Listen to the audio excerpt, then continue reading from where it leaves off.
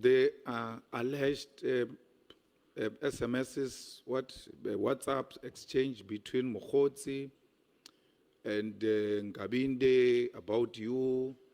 There's an allegation that MATLALA bought a table at the ANC dinner, your table. I'll still come to that because the explanation you gave on the table, I don't accept that. All of these negative things about MATLALA, who is arrested to have killed people, who has implicated minister on this or that, and you still, of all people, go and ask an affidavit from MATLALA who's in maximum prison. And in answering that question, actually, I just want to quote so I don't make a mistake. I think there was a bit of dishonesty there because you're saying the first answer is until I came in. You never, because you now realize on hindsight it was wrong for you to go and get an affidavit from a character like that.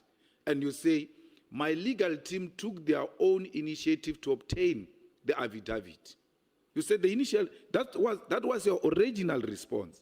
And when I intervened, you then say, no, it was my wish, and agreed to instructing them.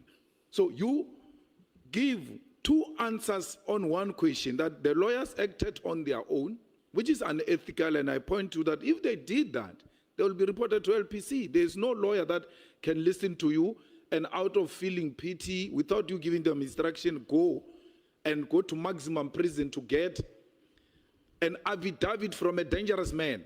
Then you say, no, I gave them instructions. Despite what is happening in this country about this man, despite what brings us here, because at the center of it is that MATLALA takes decisions about this or that. If he's been told that PKTT is being disbanded and all of that, you still want to have something to do with such a person, whereas on an official legal documents, which are going to go before Madlanga, before Parliament, and perhaps ultimately in court. Why would you want to associate with such a character, worse if you say you don't know him? Because I was, for instance, associated with MATLALA. My wife's surname is MATLALA. And it was immediately assumed that I know MATLALA. I've never issued a statement. I've never written anything. I don't care what they think. I don't know the chap. But you, because you are lawyers, it's you. You pass all these big fences of maximum prison looking for an affidavit from an unethical man who's in prison. How do you justify that, Minister? Now, let me read this. It will add another dimension. I may have used all those words, but what is actually written down is a straight answer to you. It says, dear Mr. July, July is my lawyer. It says, I confirm that I act on behalf of Mr. and Mrs. MATLALA, my clients, who have directed that I send this email to you. I understand that you represent the police commissioner, Mr. Senzo Mchunu, at the Madlanga Commission. Well, I'm sure he meant police minister. My instructions are to present to you an affidavit deposed by Mr. MATLALA. In essence, Mr. MATLALA denies any dubious dealings with minister and wishes for what he terms General Mkhunazi's false allegations to be investigated. For that purpose, the following documents are attached to this email. Then I attach those emails. Now, this suggests that even the lawyers never went to maximum prison. There was discussion between the two lawyers. After I had said, we're leaving no stone unturned where there is my name and concerns. Now remember, in the background, on a daily basis, if not on an hourly basis, people write false things about me and my name. And link me to people I'm not linked with or to in anything. And you have to, there won't be any thing coming from heaven that would actually clarify the matter. So anything that is legal, anything that is proper in terms of documentation and all of that between the lawyers, and they found that possible, that it could be, not that they traveled, not that there's anything illegal. Because people on a daily basis, as I say, they write dotted lines, which I don't understand what they mean, because nobody out there has any confirmation of anything between me and MATLALA, absolutely nothing.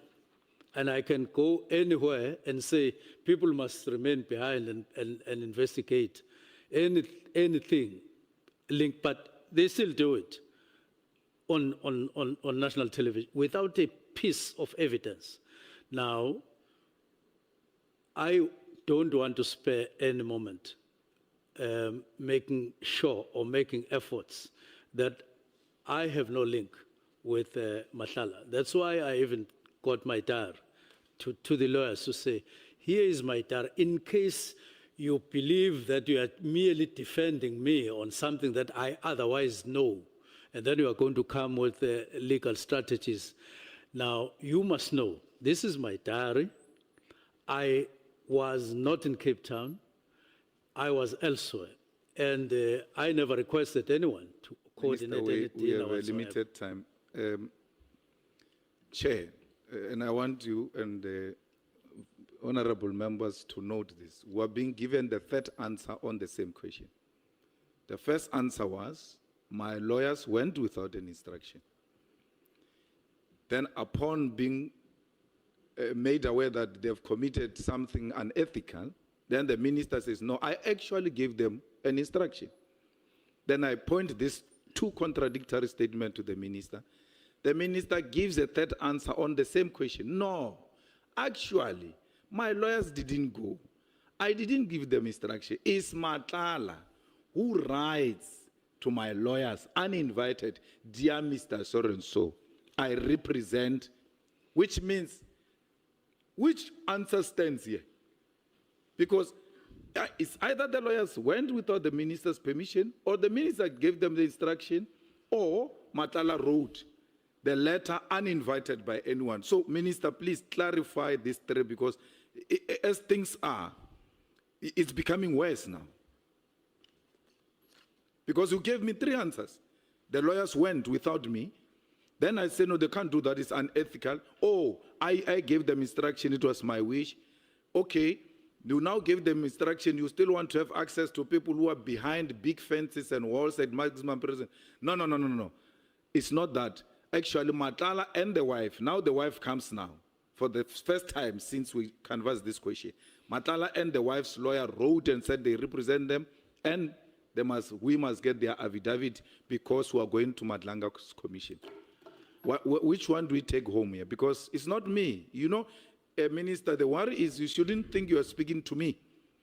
These matters, as you stand there addressing us, you are clarifying the country which is troubled by these things, that ministers have got access to dangerous criminals to an extent that they can even have access to them even when they are behind bars.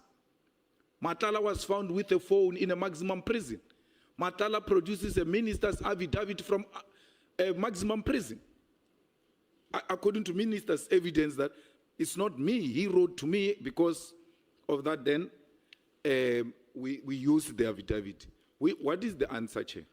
The answer is, I did say in the discussion, in the course of discussion over time with lawyers, I did express a need or a wish that I distance myself or be away from MATLALA. Remember, I had issued a statement on the 9th of July saying I've never spoken to MATLALA, I've never received or asked for anything from him. So I made this statement. Now, we discuss with the lawyers. You are open. You are relating your wishes in that relate to the case. Now, once I expressed that, now that wish, you call it an instruction. I don't want to disagree with you that it was an instruction as received. Next thing, lawyers then, pursuing my wish, they call MATLALA's lawyers. And then this is the result.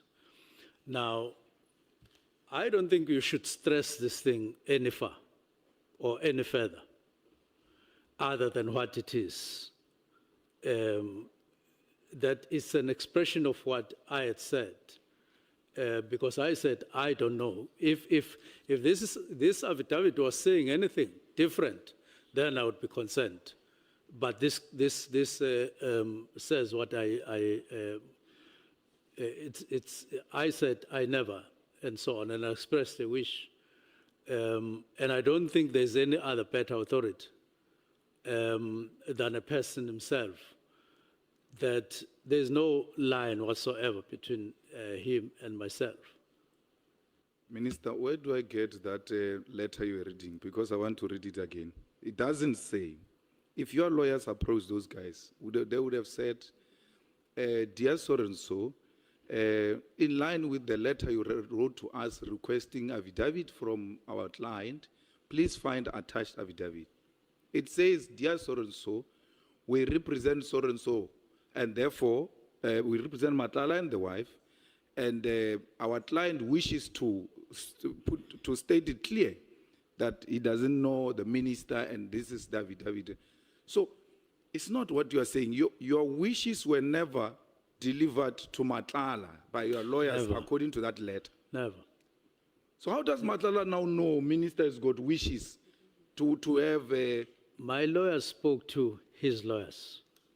That's what I'm saying. Check, where do you find this letter the minister is referring to? You'll find the copy. Here it is. No, I'm saying in our attachments. Oh, okay. Do we have? No. Let's see. No, Chair, we've just been asking for the copy of the letter. We haven't received it. Can I please have the copy? Yeah.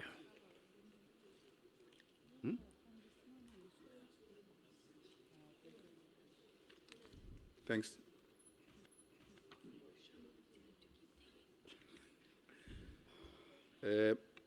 Thanks, Chair. I start from which page? The cover page. Dear Mr. Julius, thank you for your email. No, it has not been sent to the Commission. Dear Advocate, we acknowledge a receipt of the affidavit. We clarify, for clarity, was this forwarded to MATLALA Commission? Dear Mr. Julius, I confirm that I act on behalf of Mr. and Mrs. MATLALA, who have directed, you mark that, who have directed that I send this email to you. I understand that you represent the Police Commissioner, Mr. Senzo Mchunu, at the MATLALA Commission. They don't say, we acknowledge your request, and following that request, please find attached affidavit of Mr. MATLALA. So this letter is the first initiative in relation to the affidavit. How does MATLALA know that a minister has got wishes? You sit with your lawyers, you express your wishes, and then you go separate ways. Before you know it, affidavit comes from maximum prison to your lawyer, who has never communicated with the lawyer of MATLALA, or who has never spoken to MATLALA himself. So how does MATLALA now come to send you an affidavit which you have not requested, which earlier on you said you gave them instruction, earlier on you said they acted on their own, and so on. Now we'll park that. We now are here. What gives effect to this letter? What makes these people to write this letter and then send you an affidavit?